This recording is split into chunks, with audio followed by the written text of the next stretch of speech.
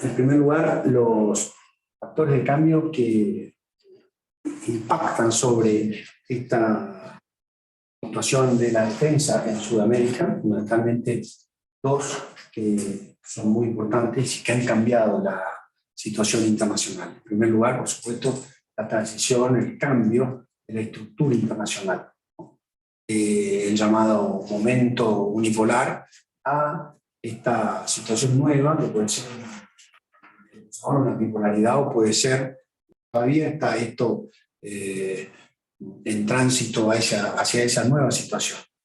Y la otra, por supuesto, la pandemia del COVID-19.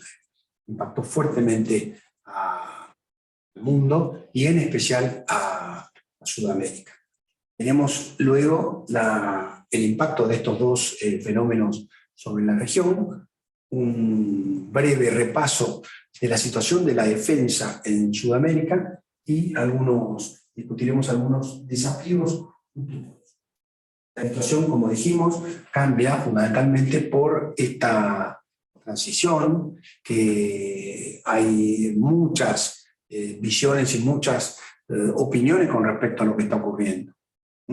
Pero de aquella situación que algunos llamaban la hegemonía liberal, un momento unipolar, la importancia de los Estados Unidos en el manejo de los asuntos mundiales y fundamentalmente como país hegemónico en nuestro hemisferio, con la aparición de un nuevo competidor, China, ha tomado un nuevo cariz que está prácticamente desvelando a los analistas internacionales. Sumado a esto, la aparición de un freerider, un jugador que aparecía o aparentaba estar concentrado en los asuntos de sus cuestiones internas, que es Rusia, con la invasión de Ucrania, se convierte en un protagonista fundamental de esta nueva estructura internacional. Esta situación muestra una disputa por la polaridad, es decir, los dos contendientes mayores tratan de obtener un posicionamiento que favorezca sus propios intereses nacionales. De algún modo, el profesor Russell, por ejemplo, habla de un sistema bipolar, pero sin bipolarismo. Es decir, un sistema donde van a haber dos polos, dos grandes potencias, pero que no van a ejercer una competición desde el punto de vista estratégico militar. Se supone que China intentará o intenta, lo está haciendo ya hace muchos años, de ocupar lugares que los Estados Unidos no estaban ejerciendo el control debidamente. Y de esta manera no disputar el manejo, digamos, absoluto del punto de vista estratégico. No tienen la capacidad para hacerlo, pero sí intervenir y tratar de acercarse a la posición de Estados Unidos en muchos aspectos. Y luego veremos un poco la expresión de todos estos juegos y de este transitar sobre nuestra región. Dos factores de cambio, dijimos, uno la pandemia que ha sido muy estudiada y muy analizada, fundamentalmente desde los Estados Unidos. Podemos recordar un doctor que se llama Michael Westerholm, que escribió un artículo en la revista Foreign Affairs en el 2005, donde él prácticamente ya avisaba y preveía que podía ocurrir una situación de esta magnitud. En aquel momento él daba recomendaciones, fundamentalmente para prevenir y para poder enfrentar un riesgo semejante. Cuando se produce la pandemia en el 2020, el doctor Westerholm con otro, el doctor Olshaker también, escriben un nuevo artículo en Foreign Affairs, donde hacen un repaso de qué hizo fundamentalmente Estados Unidos para prepararse ante una posibilidad de esta, advirtiendo que muchos líderes importantes del mundo ya habían anunciado y advertido la posibilidad de la pandemia. Angela Merkel, Bill Gates, el presidente Obama, todos habían hablado de la posibilidad de una pandemia. Y que, bueno, no se habían hecho los deberes para estar listos para enfrentar este problema. Estados Unidos en un primer momento negó, o de alguna manera no dio crédito a lo que realmente ocurría, y durante prácticamente un mes y medio, el presidente Trump delegó la lucha contra esta enfermedad en los gobernadores. Cuando por fin el Estado americano tomó el control de la lucha contra el virus, ya se había producido un número de bajas realmente espeluznante. Recuerden ustedes, hoy estamos hace apenas 2 años, pero en aquel momento se hablaban de, no sé, el número de bajas que cuadruplicaba los muertos en Vietnam, por ejemplo. Por supuesto, estos 2 médicos hablan de todos los problemas ocasionados por la dependencia de los Estados Unidos con el Asia, fundamentalmente con los productores de sanidad, la India y China, y la dependencia que tenían los Estados Unidos porque no producían estos elementos, fundamentalmente aquellos más importantes y más necesarios en ese momento: respiradores, los barbijos que tiene acá Susana, y todos los elementos necesarios para atender a los pacientes. Al mismo tiempo, en una carrera contra el tiempo, digamos, fueron desarrollando las vacunas. Esta situación ocasionó muchas muertes, y en el impacto en Latinoamérica fue tal vez el lugar del planeta más afectado. Tenemos aquí el 27% de la población del mundo y se produjo prácticamente el 8% de las muertes. Es una cosa altísima, lo cual es un problema que evidentemente la región estaba mucho menos preparada. Hubo además una serie de inconvenientes, recuerden, la lucha por las vacunas, la lucha por la obtención de vacunas, las peleas políticas que todo esto acarreó, la acción de China como, digamos, conocida como la diplomacia de las vacunas, etcétera, etcétera. Todos problemas que en este momento ya forman parte de un mal recuerdo, pero en su momento provocaron un serio problema para Latinoamérica. Y la invasión de Ucrania, bueno, un evento a todas luces disruptor, un evento muy grave, donde un país como Rusia, que venía teniendo una conducta semejante, pero en países alejados o lejanos de Occidente. Estamos hablando de Chechenia, estamos hablando de Georgia, ¿no? La invasión de Osetia del Sur y las guerras espantosas que allí se desarrollaron, que tuvieron muchas bajas, tuvieron la destrucción de ciudades. Chechenia prácticamente fue llevada a una destrucción muy importante de todas las ciudades. Georgia sufrió muchas bajas. Se pensaba o se consideraba que esto no era posible extenderlo hacia, digamos, un país tan cercano como Ucrania, tan cercano de Europa Occidental, pero de acuerdo a los intereses rusos, el razonamiento, van a saber el razonamiento del presidente Putin, que, bueno, llevó adelante esta invasión.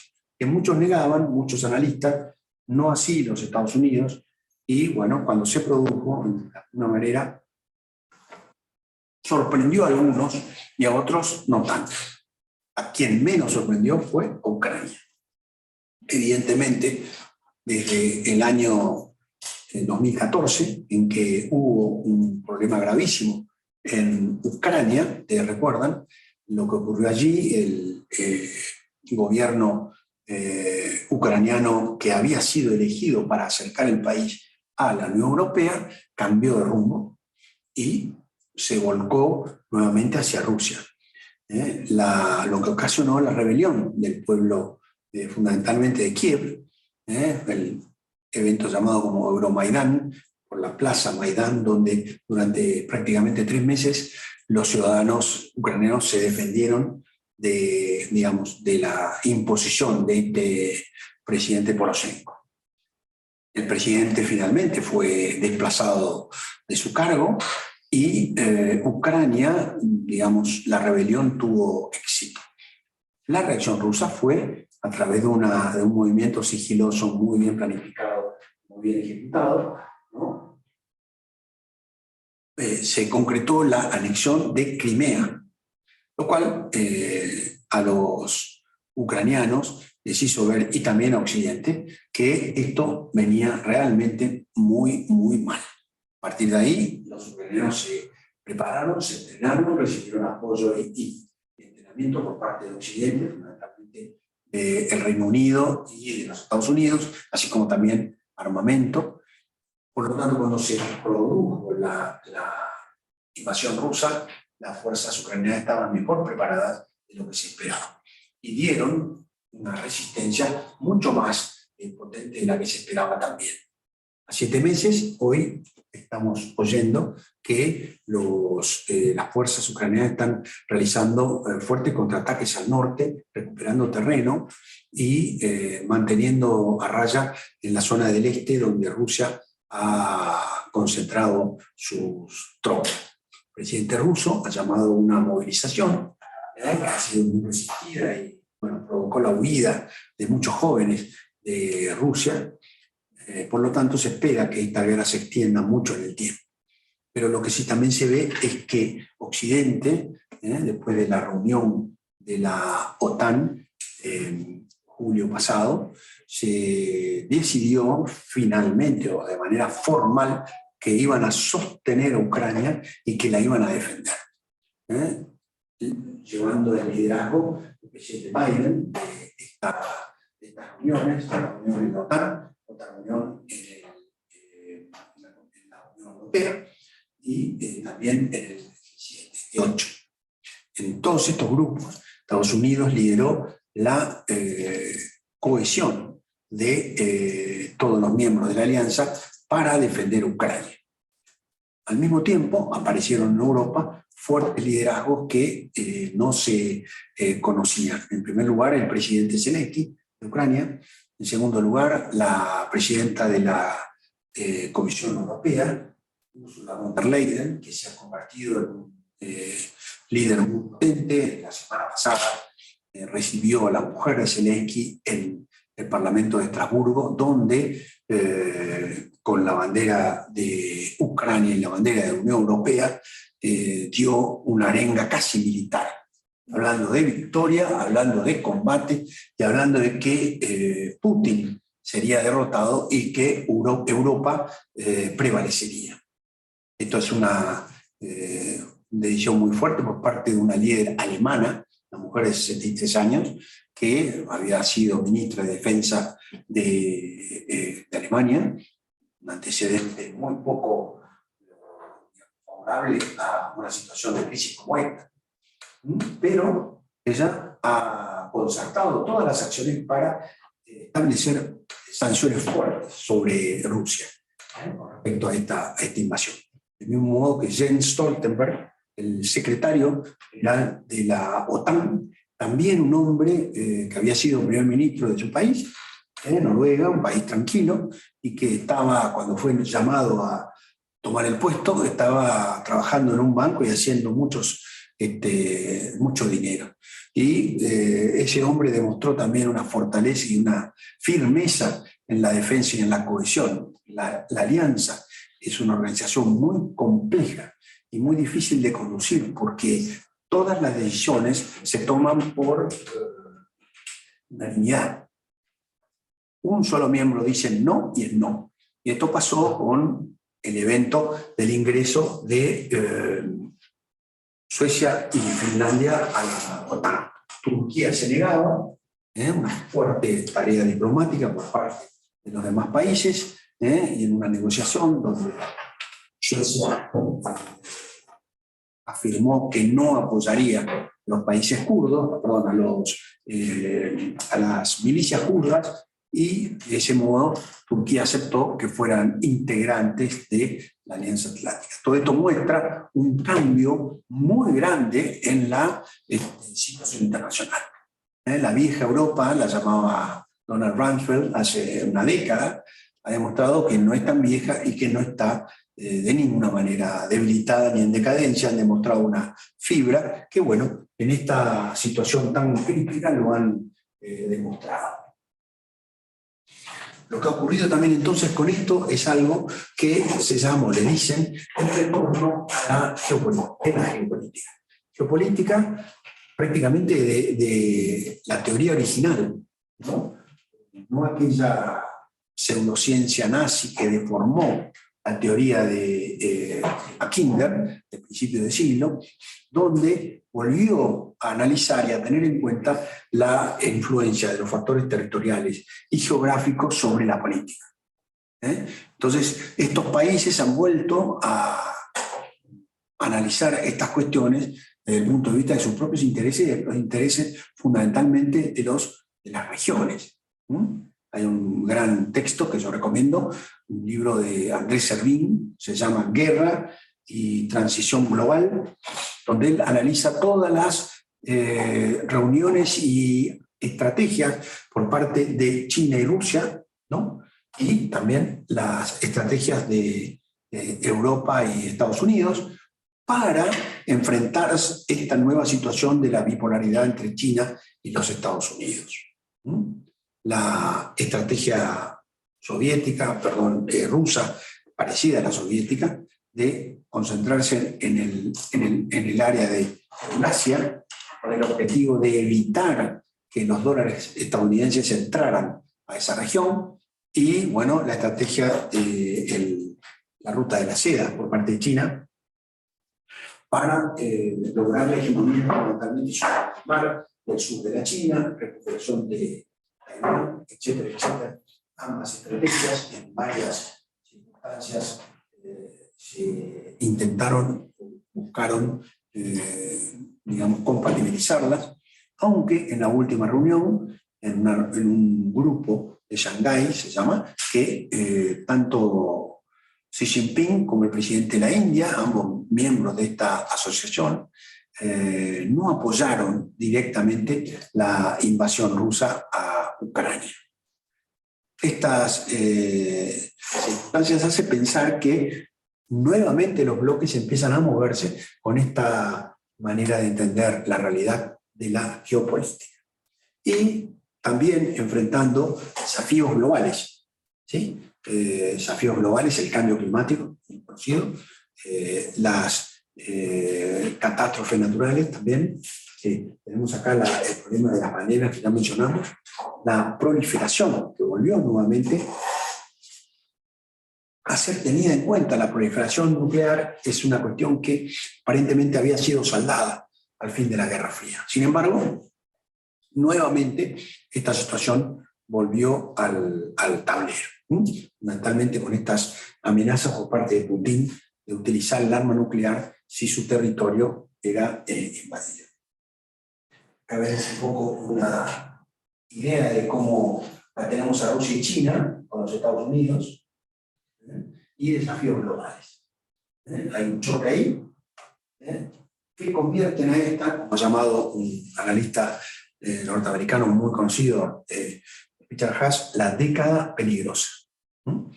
Los peligros van a estar a la vuelta de la esquina en todo este periodo hacia adelante.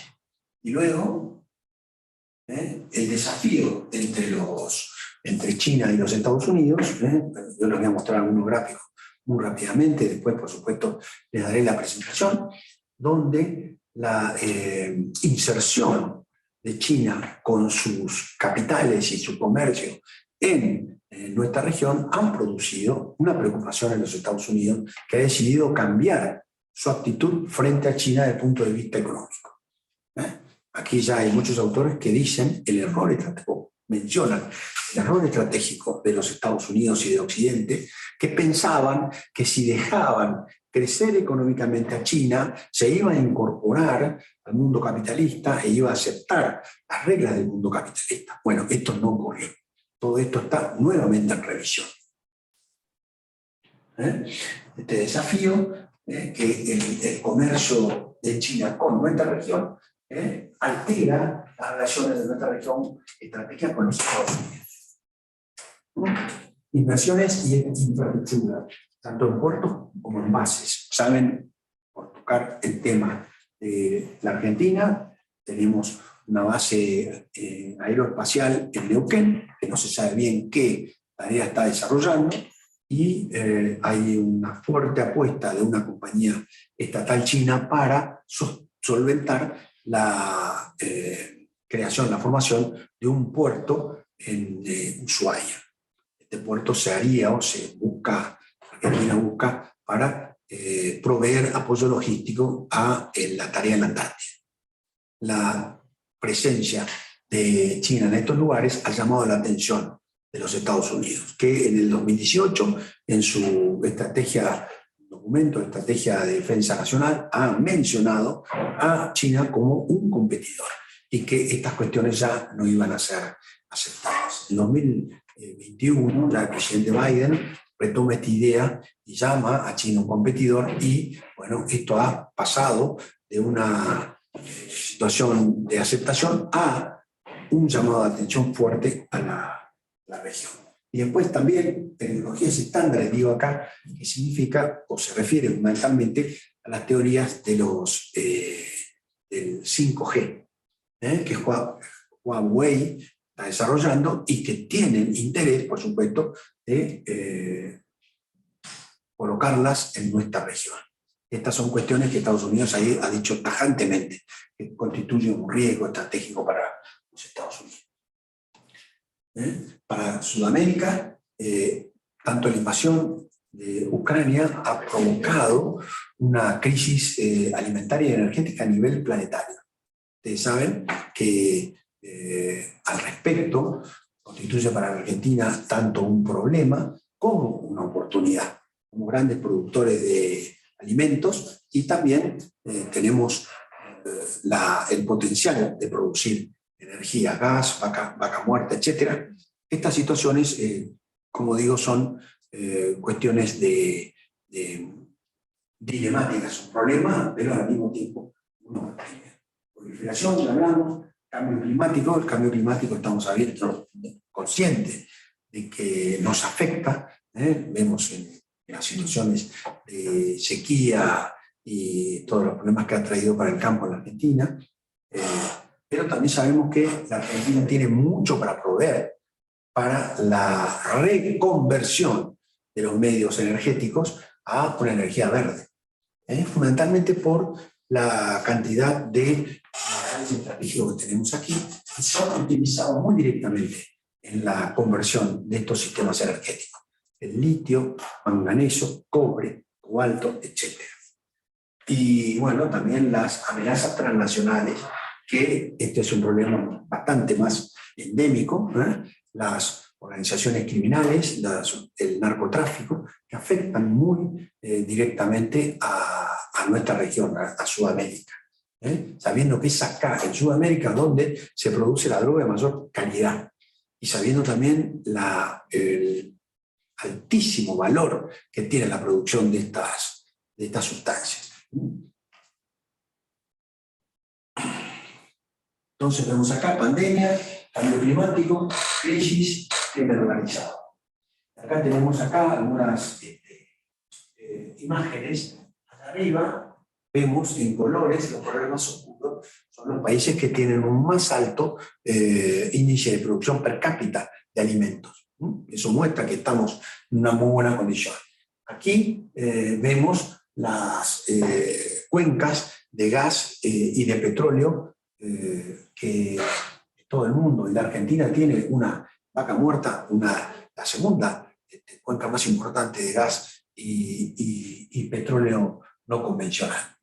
Y acá vemos las reservas de litio. El triángulo que está en Bolivia, Chile y Argentina es prácticamente la segunda o más importante reserva de litio mundial, que es una situación que convierte, digamos, a Sudamérica en un actor estratégico como proveedor de alimentos y como proveedor de energético. De las amenazas, bueno, el 9% tiene de la población mundial, la América Latina, pero más de un tercio de los homicidios ocurridos en el mundo ocurren acá. Es un número que realmente no nos enorgullece. De las ciudades más violentas, ¿no? De las 50 más violentas, 38 son sudamericanas.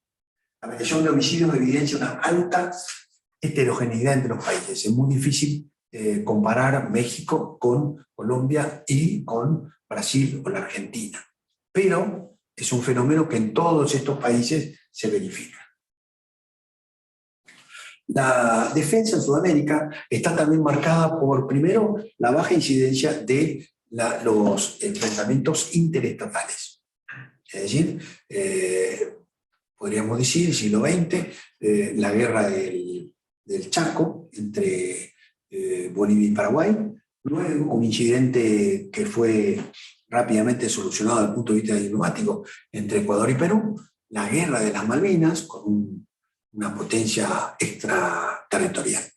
Y el resto de las diferencias o los diferendos fue solucionado de manera diplomática, lo cual es un valor que debemos preservar. Hay, a lo largo de estos últimos años, un debilitamiento de los organismos de cooperación internacional. Entre 2008 y 2015 funcionó en Sudamérica una organización, habrán oído hablar de ella, la UNASUR, y el Consejo de Defensa, Defensa y Seguridad. Estos mismos desaparecieron y ninguno de los que se crearon para reemplazarlo funcionó. Y esto, bueno, de alguna manera los logros no fueron, digamos, un gran éxito, pero por lo menos mantuvieron a estos países discutiendo estos temas en la misma mesa.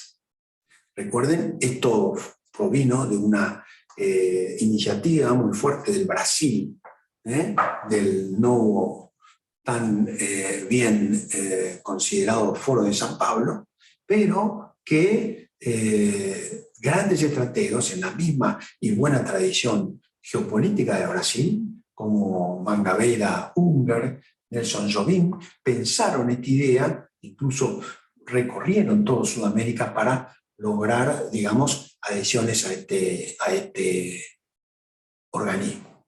Se abandonó eso y no apareció otra situación. Hoy prácticamente las relaciones, desde el punto de vista de la defensa, son bilaterales. Otra de las características es la baja inversión en materia de defensa que hay en Sudamérica.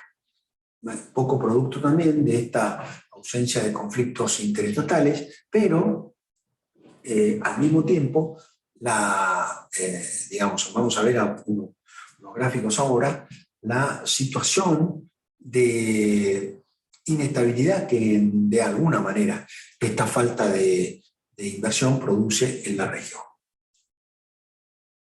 Acá, básicamente, vemos acá en aquel gráfico la línea de abajo punteada, es la línea del gasto promedio de la región sudamericana, menor al 2%. ¿Sí? Y mientras en el mundo, un promedio natural es del 2% o más. La marca acá es la obligación que tienen los países de la NATO. Los países de la NATO deben gastar, tienen, digamos, acordado gastar más del 2%. Hasta la situación en Ucrania, Estados Unidos presionaba permanentemente. Recuerdan el presidente Trump, retando a Europa por no dedicar dinero e inversiones a los medios de defensa. En el momento en que retira tropas de los Estados Unidos y retira apoyo financiero a la defensa de Europa, que de alguna manera hizo en algunos casos despertar. con la invasión de Ucrania, esto ha cambiado prácticamente de manera radical. A la derecha, acá tenemos en colores digamos, porcentaje de gastos de la región. Claramente ustedes pueden ver cómo la Argentina, más clara, tiene menos del 1%, es la más débil en este sentido. Y vemos acá como los países del norte, Venezuela, Ecuador, Colombia, son los que más gastan, y el resto tienen un gasto más o menos aceptable, digamos, con los problemas que ahora mencionaremos a continuación. Y el gasto militar, acá vemos algunas cifras en la América Latina, ¿sí? Como digamos ahí en Argentina, con $5 millones de dólares, en Brasil, con $19.000 millones de dólares, etcétera, etcétera. Pero ven, el gráfico muestra muy claramente la diferencia de inversión en cada uno de los países. Principales proyectos en Brasil, bueno, un submarino nuclear, lo cual es una cuestión sumamente de un cambio estratégico muy grande. Ustedes saben que Argentina y Brasil tienen un tratado de inspecciones mutuas con respecto al desarrollo nuclear, y hay un porcentaje de enriquecimiento del uranio permitido, a partir del cual ya no se puede enriquecer el uranio.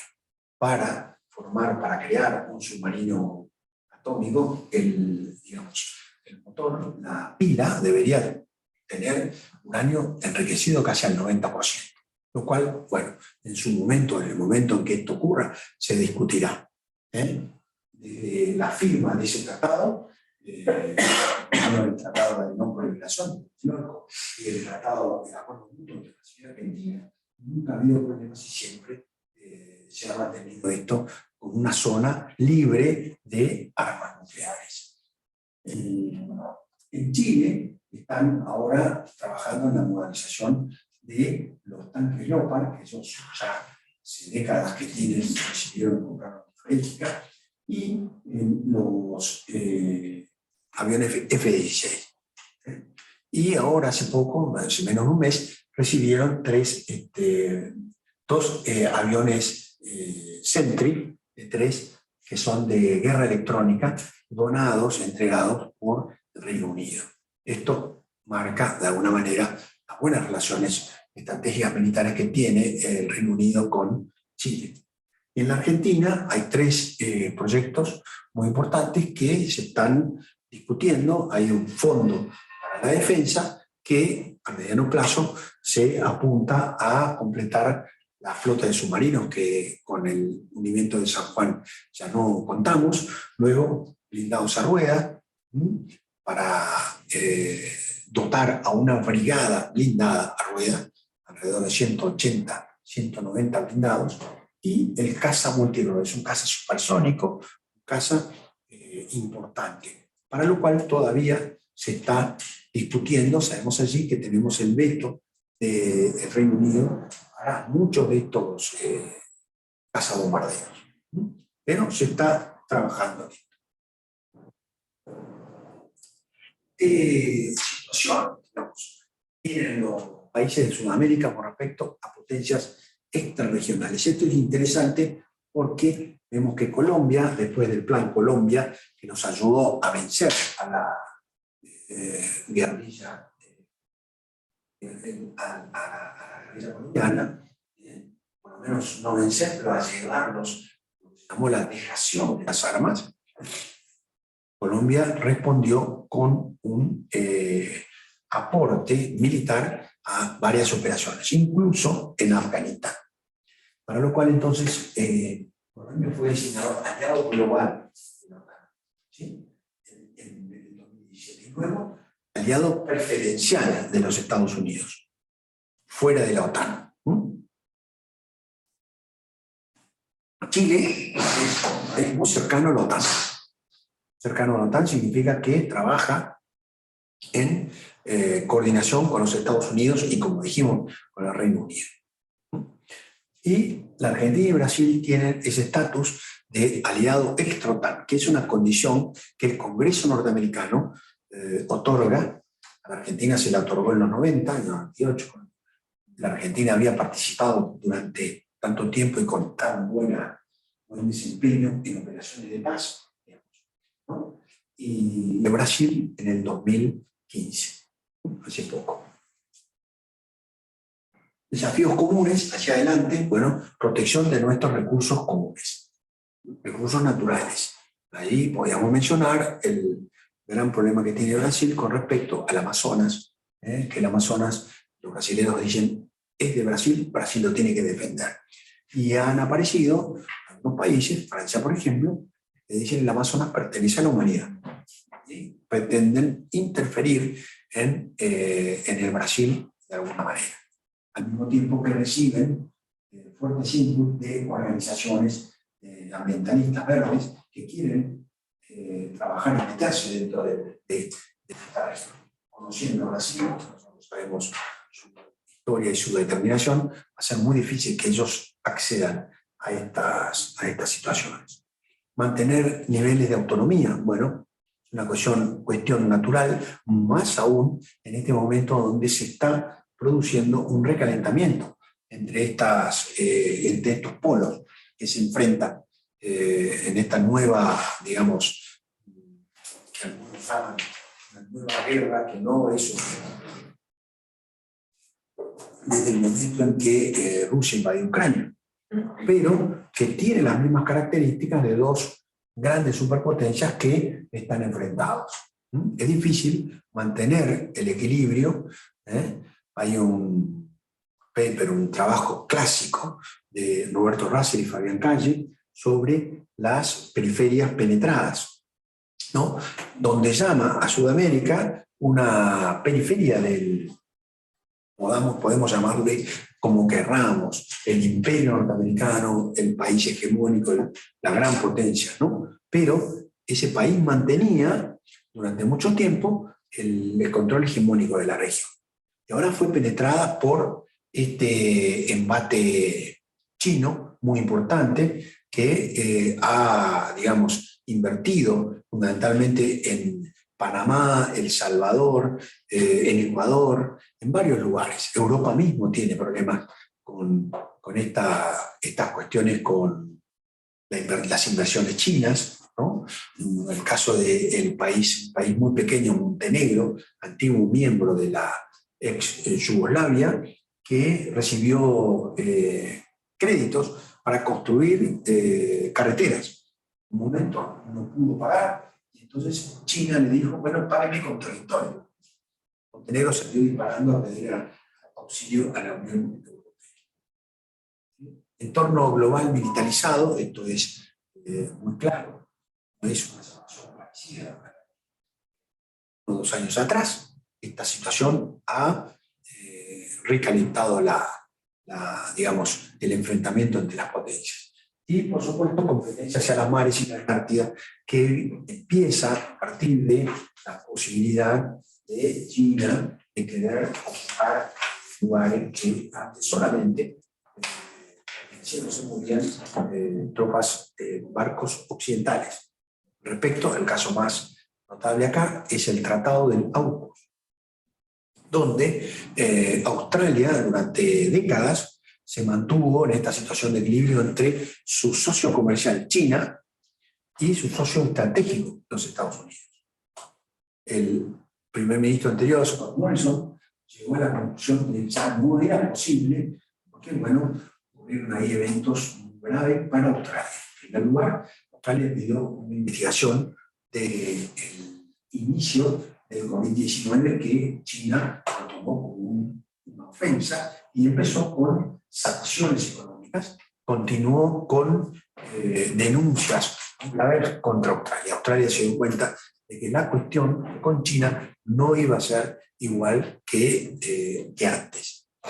Y bueno, firmaron este tratado, un tratado del AUKUS, que son las siglas de los países, que básicamente consiste, a diferencia del tratado de la OTAN, consiste en la entrega de financiación y capacitación técnica y, digamos, apoyo para que Australia construyera 9 submarinos atómicos.